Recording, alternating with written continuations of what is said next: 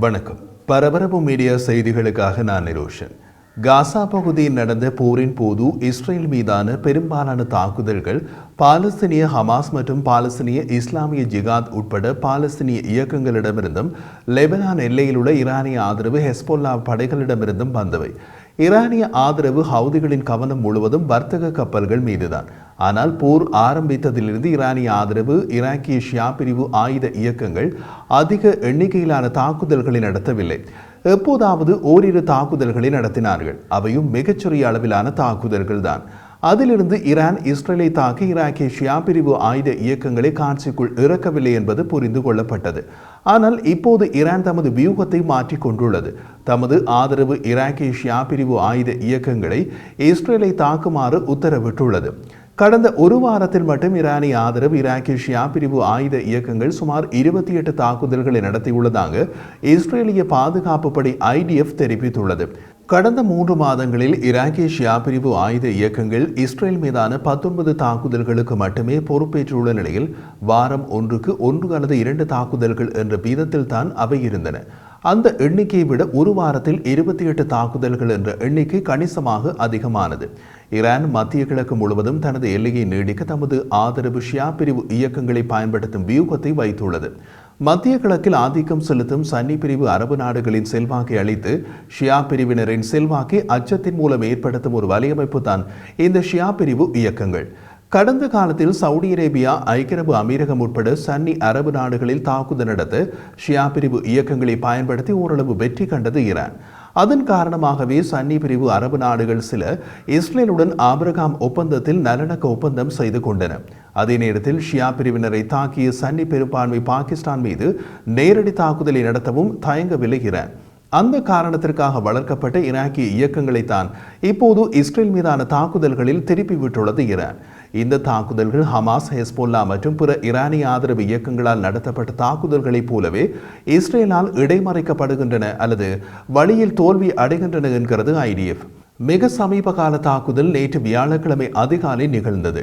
ஈராக்கிய ஷியா பிரிவு இயக்கங்களின் அறிக்கையின்படி இஸ்ரேலிய கடற்படை தளம் மற்றும் ஹைஃபாவில் எண்ணெய் சுத்திகரிப்பு நிலையம் உள்ள ஈலாட்டை இலக்காக கொண்டு தாக்குதல் நடத்தப்பட்டது. இஸ்ரேலிய ராணுவம் தாக்குதல்கள் பற்றி பகிரங்கமாக கருத்து தெரிவிக்கவில்லை. இருப்பினும் IDF வெளியிட்ட ஒரு அறிக்கையில் கிழக்கிலிருந்து இஸ்ரேலிய எல்லை நோக்கி வந்த ஏவுகணைகள் அல்லது ஆளற்ற விமானங்களை இடைமறைத்ததாக குறிப்பிடப்பட்டுள்ளது. இஸ்ரேலிய ராணுவம் தாக்குதல்கள் குறித்து கருத்து தெரிவிக்காததால் இஸ்ரேலின் பலகடுக்கு வான் பாதுகாப்பு மூலம் எத்தனை தாக்குதல்கள் தடுக்கப்பட்டன என்பதை அறிவது கடினம். அதே நேரத்தில் சன்னி பிரிவினருக்கு எதிராக ஈரான் உருவாக்கிய பல்வேறு ஷியா பிரிவு இயக்கங்களில் மிக பலவீனமானவர்கள் இந்த ஈராக்கிய இயக்கங்கள் தான். ஈரானின் உத்தரவுப்படி இந்த ஷியா பிரிவு இயக்கங்கள் நடத்திய தாக்குதல்களை சன்னி பிரிவு அரபு நாடுகள் மிக சுலபமாக தடுத்துள்ளன. ஈராக் மற்றும் கிழக்கு சிரியாவிலிருந்து இவர்கள் ஏவும் ஆளற்ற விமானங்கள் மற்றும் குரூஸ் ஏவுகணைகள் மிக நீண்ட பயணங்களை கொண்டுள்ளன. அதனால் இஸ்ரேலியர்களுக்கு சிரியா அல்லது ஈராக் மற்றும் ஜோர்டான் வான் பகுதியில் இடைமறைத்து சுட்டு வீழ்த்த போதுமான நேரமும் வாய்ப்பும் உள்ளது. சிரிய பாதுகாப்பு அமைச்சின் அறிக்கையின்படி மே 9 இஸ்ரேலிய விமானப்படை விமானங்கள் ஈராக்கில் ஷியா மதப்பிரிவு இயக்கம் பயன்படுத்தப்பட்டு ஒரு கட்டடத்தை அளித்ததாக தெரிகிறது. ஈராக்கிய ஷியா பிரிவு இயக்கங்கள் சிரியாவிலிருந்து தான் இஸ்ரேலை தாக்குகின்றன. இங்குள்ள மற்றொரு விஷயம், சிரியா ஒரு ஷியா பிரிவு நாடு அல்ல. அங்குள்ள மக்களில் 76% சன்னி மத பிரிவினர்.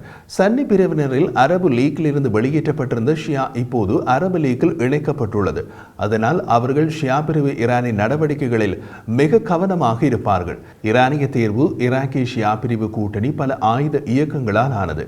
அவற்றில் மிக முக்கியமானவை கட்டாயிப் ஹெஸ்போல்லா, ஹரஹத் அல் நுஜாபா மற்றும் சயித் அல் ஷுஹாதா. இந்த 3 ஷியா பிரிவு இயக்கங்களும் இஸ்ரேல் மீது கடந்த வாரத்திற்கு முன் நடந்த தாக்குதல்களில் பங்கேற்கவில்லை என்று தெரிகிறது. ஆனால் இந்த வாரம் தாக்குதல் நடத்தியதாக 3 இயக்கங்களும் அறிவித்துள்ளன.